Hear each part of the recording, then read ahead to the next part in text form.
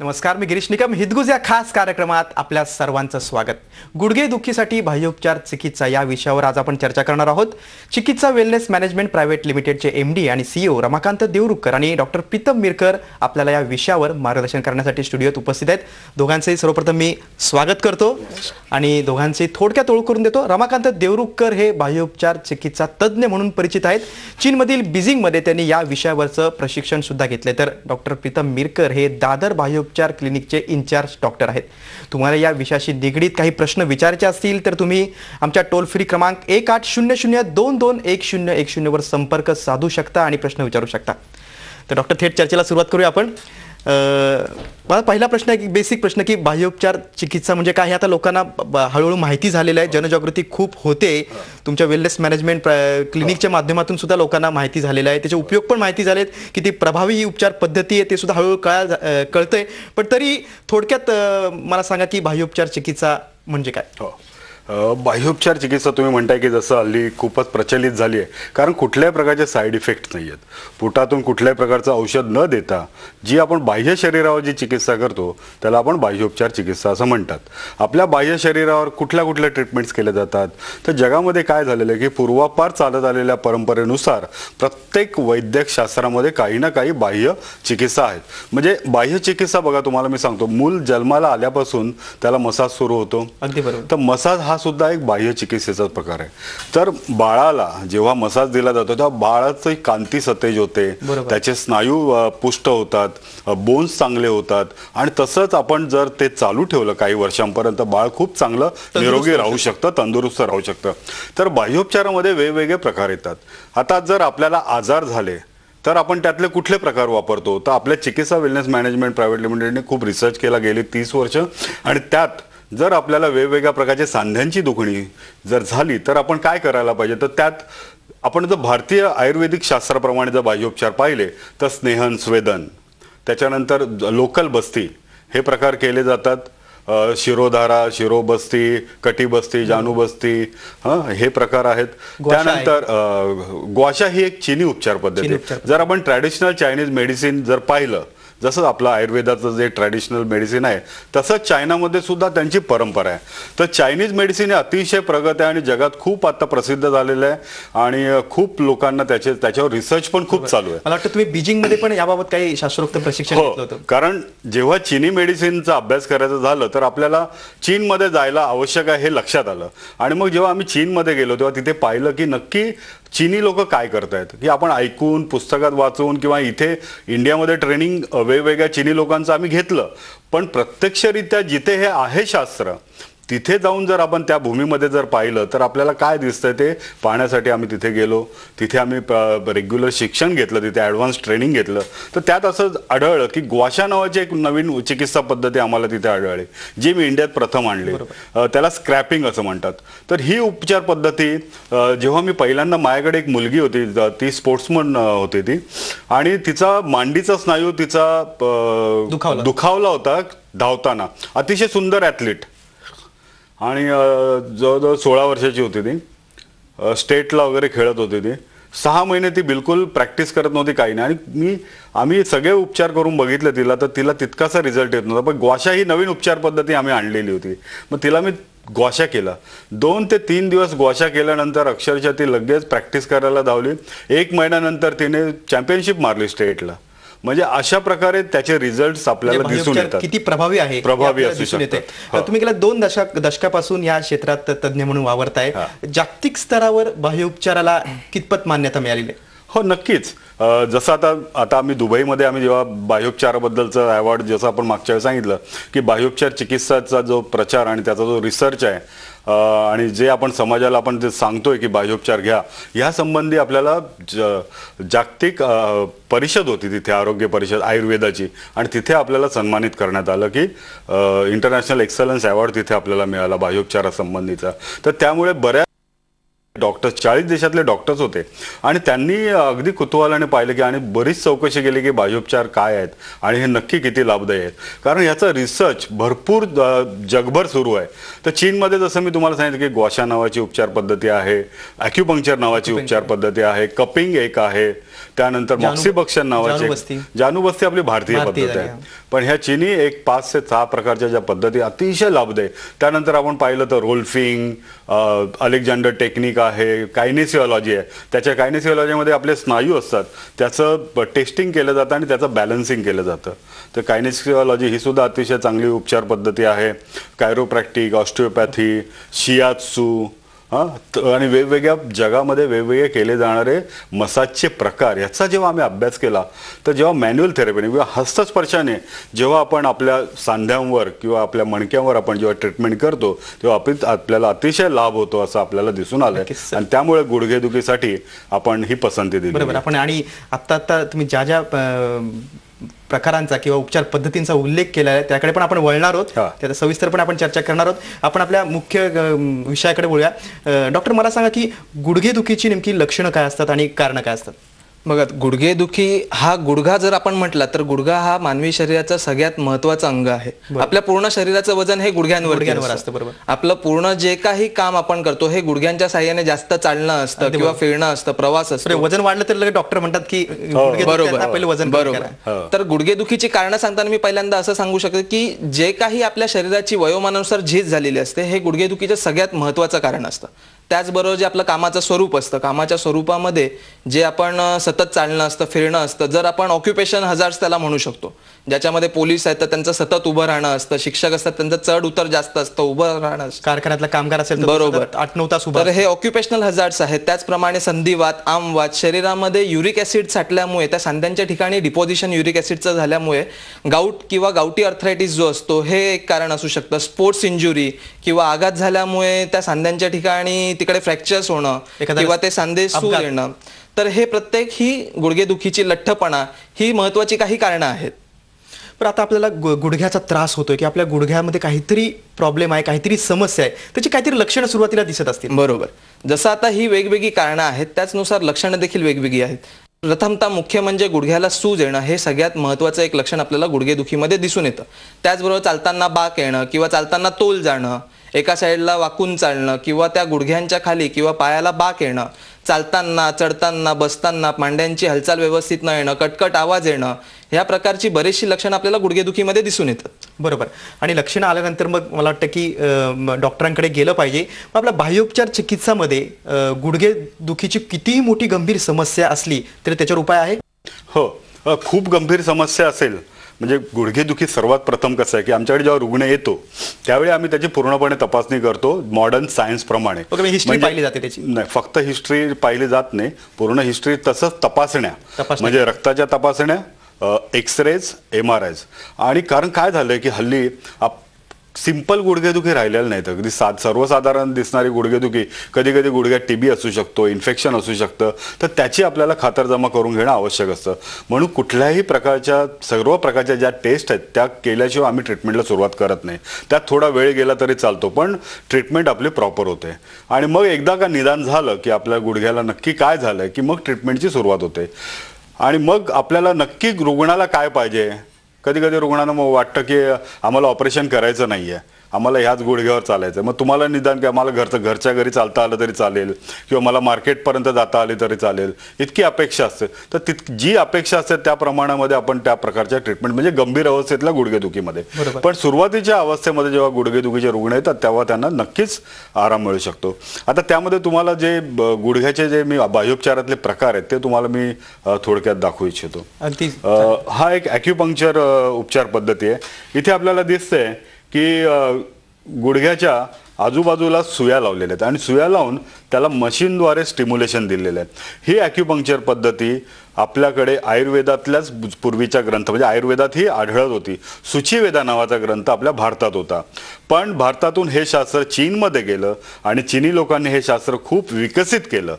पण हे शास्त्र आज जगाला एक देणगी दिलेलं आहे. याने काय होतं की गुडघ्याची सूज कमी होते, गुडघ्यामध्ये जे काही स्टॅग्नंट ब्लड असतं ते तिथून निघून जातं, गुडघ्याची जी बोन्स असतात त्याचे स्ट्रेंथनिंग होतं, स्नायूंचं स्ट्रेंथनिंग होतं. अशा प्रकारे आपल्या शरीरामध्ये वाहणारा जो प्राणवायूचा जो अडथळा जर गुडघ्याच्या भागी आढळला तर आपल्याला त्रास होतो असं चायनीज सायन्स सांगतं. त्याप्रमाणे हे ॲक्युपंक्चरचा आपल्याला फायदा होत असतो. दुसरी चिकित्सा इथे आपल्याला दिसतंय, ॲक्युपंक्चरच्या सुया अशा गुडघ्यांना लावण्यात येतात. अतिशय पातळ सुया असतात, बिलकुल त्या दुखत नाहीत. अशा प्रकारे या गुडघ्यांना सुया लावून गुडघ्यांचं वेदना कमी करण्यासाठी ही अतिशय लाभदायी चिकित्सा आहे. इथे आपल्याला दिसत आहेत की तिथे एक पॉईंटची नावं लिहिलेली आहेत बघा, SP10, स्टमक 25. तर अशा प्रकारे बिंदूंची नावं असतात आणि त्याप्रमाणे त्या बिंदूंना लावलं जातं. दुसरं आहे की नी मसाज. गुडघ्यावर विशिष्ट प्रकारे मसाज केला जातो. त्यामध्ये कधी तेल वापरलं जातं, कधी तेल वापरलं जात नाही. नुसत्या हातांनी, हस्तस्पर्शांनी, विदाऊट तेल सुद्धा मसाज केला सर, ह्या जातो. वेगवेगळ्या उपचार पद्धती करत असताना हा. ह्या वेदना रहित सगळ्या उपचार पद्धती आहेत? हो, नक्कीच. कारण वेदना झाल्या तर कशाला येईल कोणी आपल्याकडे? कोणालाही आवडत नाही. आधीच वेदना होत आहेत आणि मग ट्रीटमेंटच्या वेदना कोणालाही आवडत नाहीत. त्यामुळे ह्या सगळ्या ज्या उपचार पद्धती वेदना रहित आहेत, साईड इफेक्ट शिवाय आहेत. कारण ह्याचा अभ्यास करताना आम्ही लक्षात घेतलं की जेव्हा रुग्ण येतो त्याचं दुखणं बरं झालं नाही तर एक वेळ चालेल, पण त्याचं दुखणं वाढलं नाही पाहिजे याची काळजी प्रत्येक थेरपीमध्ये घेतली जाते. आणि त्यासाठी तशा प्रकारचं प्रशिक्षण तिथल्या थेरपिस्टना, तिथल्या डॉक्टर्सना प्रत्येक सेंटर्सच्या वर्षानुवर्षे दिलेलं असतं. तर अशा प्रकारे आपण नी मसाज वेगवेगळ्या पद्धतीचा करतो. इथे बघा तुम्हाला दिसत आहेत की ह्या आपण सेल्फ मसाज सुद्धा असा करू शकतो. यामध्ये काही स्टेप्स दिलेले आहेत घरच्या घरी. ग्वाशा, तुम्हाला जी मगाशी मी थेरपी सांगितली, हां, त्याच्यामध्ये जेड स्टोन किंवा प्राण्यांच्या हॉर्न पासून बनवलेलं काही टूल्स असतात आणि त्याने शरीरावर स्क्रॅपिंग केलं जातं. अक्षरशः घर्षणाची क्रिया केली जाते. त्यामध्ये तेल सोडण्यात येतं शरीरावर. ज्या भागात हे घर्षण करायचं असतं तिथे एक औषधीयुक्त तेल सोडण्यात येतं आणि त्याने घर्षण केलं जातं. आणि तिथे कॅपिलरीज ज्या असतात स्किनवरच्या त्या थोड्याशा ब्रेक केल्या जातात आणि त्याने तिथलं ब्लड सर्क्युलेशन निघून जातं, स्टिफनेस शरीरातला निघून जातो, सूज कमी होते आणि वेदना कमी व्हायला मदत होते. अशा प्रकारे इथे दिसते आपल्याला की जेड स्टोनने इथे स्क्रॅपिंग किंवा मसाज केला जातो. त्याच्यामध्ये वेगवेगळ्या पद्धतीने स्पॉट प्रेसिंग आणि ह्या अशा प्रकारचे हे इन्स्ट्रुमेंट्स वापरले जातात ग्वाशामध्ये.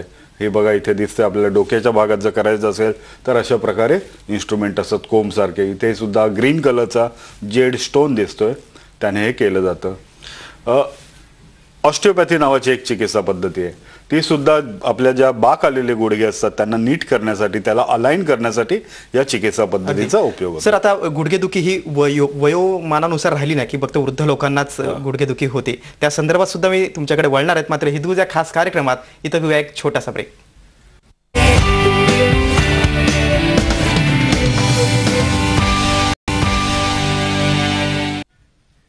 हिदगुज या खास कार्यक्रमात ब्रेक नंतर आपलं पुन्हा एकदा स्वागत. गुडघेदुखीवर बाह्य उपचार चिकित्सा या विषयावर आपण चर्चा करतोय. रमाकांत देवरुखकर आणि डॉक्टर प्रीतम मिरकर या विषयातले तज्ञ आपल्याला मार्गदर्शन करतात. सर, आपण ब्रेकला जाण्यापूर्वी विविध प्रकार पाहिले की बाह्य उपचार चिकित्सामध्ये कुठले कुठले प्रकार येतात. परत डॉक्टर प्रीतम यांनी आपल्याला कारण, लक्षणं कुठले त्याच्यावर आपल्याला सांगितलेलं आहे. सर, आता मला एक सांगा की गुडघेदुखी ही फक्त वृद्धांची समस्या असं राहिलं नाही, अगदी तरुणपणातल्या मुलांची सुद्धा म्हणजे युवा वर्गाला सुद्धा ही समस्या भेडसावते. तरी अलीकडच्या काळात जे रुग्ण तुमच्याकडे येत आहेत त्यांना प्रामुख्याने तुम्ही कुठल्या जे वेगवेगळे प्रकार आहेत बाह्य उपचाराचे त्यातली कुठली ट्रीटमेंट सध्या तुम्ही त्याच्यावर जास्त भर देताय? बरं, कसं आहे की ह्या सर्वच प्रकारच्या ट्रीटमेंट्स कमी अधिक प्रमाणात आपण वापरतो. म्हणजे कुठल्याही वयोगटातला जर रुग्ण आला तर आता मी तुम्हाला जसं दाखवतोय की 8 ते 10 प्रकारच्या उपचार पद्धतीत काही उपचार पद्धतींचा ट्रीटमेंट आपण कधी कमी देतो, काही जास्त देतो. कसं असतं की जेव्हा रुग्ण येतो तेव्हा आम्ही त्यांचा एक प्रोटोकॉल ठरवतो. प्रत्येक ट्रीटमेंटचा कालावधी वेगळा आहे? कालावधी वेगळा आहे आणि त्याचं रिपिटेशन सुद्धा वेगळं असतं. प्रत्येक रुग्णाप्रमाणे, त्याच्या दुखण्याप्रमाणे आणि त्याच्या दुखण्याच्या सिव्हिअरिटीप्रमाणे त्याचा कालावधी वेगवेगळा. अगदी सर, अगदी थोड्यासाठी तुम्हाला थांबवतो कारण प्रेक्षक सुद्धा आपल्या कार्यक्रमात सहभागी झालेले आहेत. रत्नागिरीवरून प्रीतम आहेत. विचारा प्रीतम, काय प्रश्न आहे तुमचा? विचारा प्रमोद, काय प्रश्न आहे तुमचा? हॅलो. हा, बोला. मी प्रमोद वाटते बोलतो रत्नागिरीवरून. बोला. एक 6 महिने झाले. 6 महिन्यापूर्वी गुडघा जो आहे ना, माझा डावा गुडघा, माझा व्यवसाय ड्रायव्हर आहे, करतो. आणि तो गुडघा मध्ये सेंट्रल अगदी असा दुखतो, सूज वगैरे काही नाही. अच्छा. हा, मी चालतो, बसतो, उठतो, करून पण गुडघा दुखत असतो कायम. आपल्याकडून काम काय करता आपण? ड्रायव्हिंग. ड्रायव्हिंग. वय किती आहे? वय 65. किती? 37. ओके. म्हणजे सर फार वय नाही, 37 वय म्हणजे फार नाही, आणि गुडघ्याला सूज आलेली आहे त्यांच्या. सूज आली आहे की नाही ते नक्की कळलं नाही आपल्याला आवाजाप्रमाणे, पण त्यांचं काम जे आहे ते ड्रायव्हिंगचं आहे. ड्रायव्हिंग करणाऱ्या बऱ्याच जणांना लहान वयात सुद्धा त्रास होतो, कारण चुकीच्या पद्धतीने बसणं असतं, सततचं ड्रायव्हिंग असतं, गाडी कुठली वापरतात आणि गाडीचं नीट सर्व्हिसिंग असतं की नाही ते सुद्धा महत्त्वाचं असतं. आता कसं आहे की जर आपला सतत क्लचवरचा पाय, सतत समजा आपण ट्रॅफिकमध्ये गाडी चालवत असू तर त्रास होऊ शकतो. शक्यतो आपण स्टिअरिंगच्या जवळ सीट घेऊन जे बसतात रुग्ण त्यांना नक्कीच गुडघेदुखीचा त्रास होऊ शकतो. तर आपलं जे अंतर आहे स्टिअरिंग पासून ते थोडंसं लांब असावं, ते सर्वात महत्त्वाचं आहे. त्याने आपल्याला कमरेवरचा ताण आणि गुडघ्यावरचा ताण कमी होऊ शकतो. अगदी स्टिअरिंगला खेटून ड्रायव्हिंग करणं हे फार चुकीचं आहे. आणि समजा खूप ड्रायव्हिंग करायचं असेल तर आपण काय करायचं, साधारण 2 तासांनी तरी आपण उतरून थोडंसं स्ट्रेचिंग करणं आवश्यक असतं. आणि घरी आल्यानंतर थोडंसं पायांना मसाज वगैरे करून घेणं, आठवड्यातून एकदा कुठल्या तरी केंद्रात जाऊन मसाज करून घेणं आवश्यक आहे. त्यांच्या वेदना आत्ताच त्यांनी कंट्रोल करणं आवश्यक आहे. सुरुवातीला जर त्यांना असं वाटतंय की त्यांना काळजी झाली आहे, हे सर्वात महत्त्वाचं आहे की आपल्याला गुडघा दुखतोय ना, मग त्यांनी लगेच प्रश्न विचारला आणि त्यांना त्याबद्दल काळजी आहे. तर अशा वेळी निष्काळजीपणा करू नये, हे सर्वात महत्त्वाचं आहे. त्यांनी अंगावर काढू नये. एक्सरे काढणं किंवा बाह्योपचार तज्ञांना जर त्यांनी भेटलं की नक्की काय झालंय हे त्यांना आपण समजावून सांगून देऊ शकतो. सर, औरंगाबादहून सुद्धा सोनम आपल्या कार्यक्रमात सहभागी होत आहेत. विचारा सोनम, काय प्रश्न आहे डॉक्टरांना?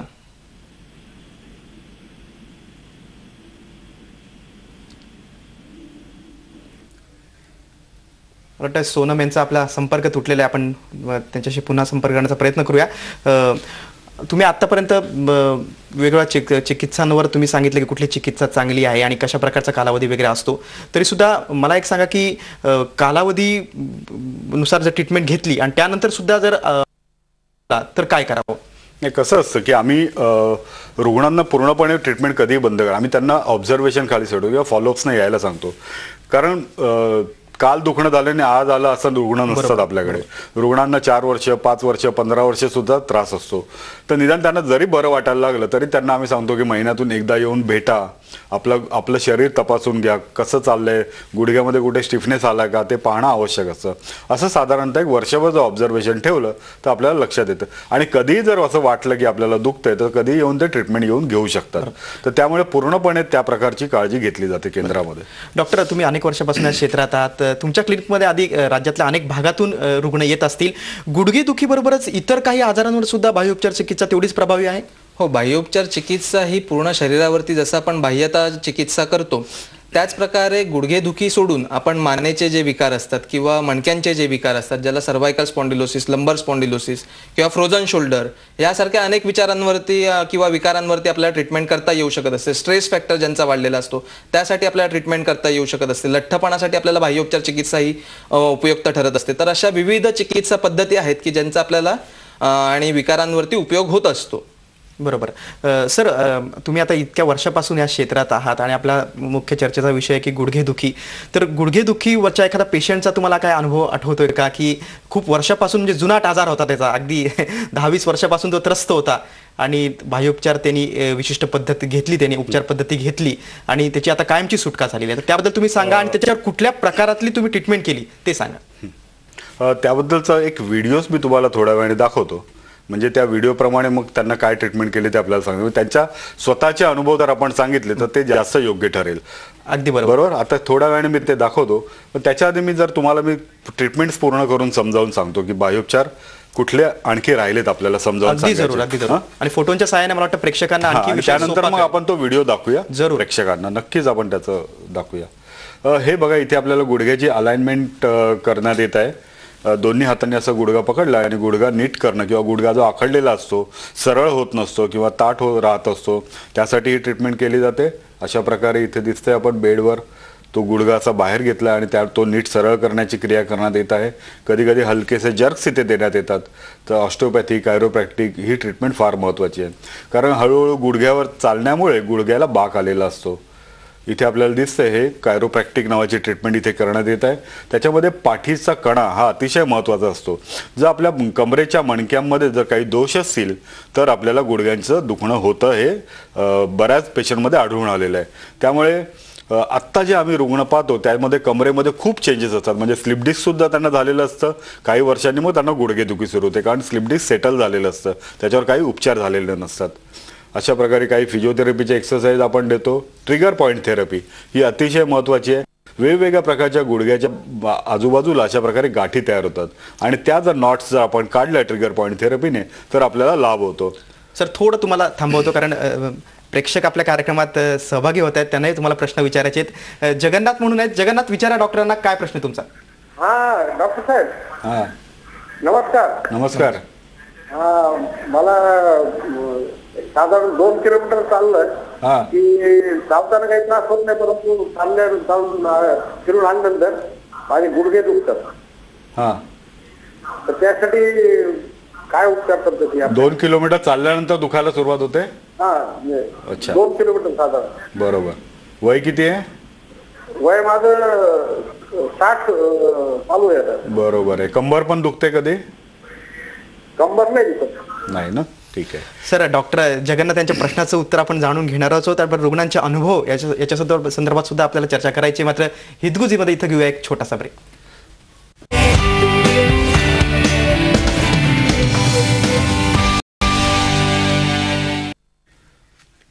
ब्रेकनंतर हितगुज या खास कार्यक्रमात आपलं पुन्हा एकदा स्वागत. गुडघेदुखीवर बाह्योपचार चिकित्सा या विषयावर आपण चर्चा करतो. या क्षेत्रातले तज्ज्ञ रमाकांत देवरुखकर आणि डॉक्टर प्रीतम मिरकर आपल्याला या चर्चेमध्ये मदत करतायत आणि सखोलपणे मार्गदर्शन करतायत. डॉक्टर, आपण ब्रेकला जाण्यापूर्वी जालन्याहून जगन्नाथ यांचा प्रश्न होता, त्याला उत्तर द्यायचं. हो, आता जगन्नाथनी सांगितलेला हा जो प्रश्न आहे हा अतिशय प्रातिनिधिक आहे. 2 किलोमीटर चालल्यानंतर त्यांचे गुडघे दुखायला लागत आहेत, बरोबर आहे.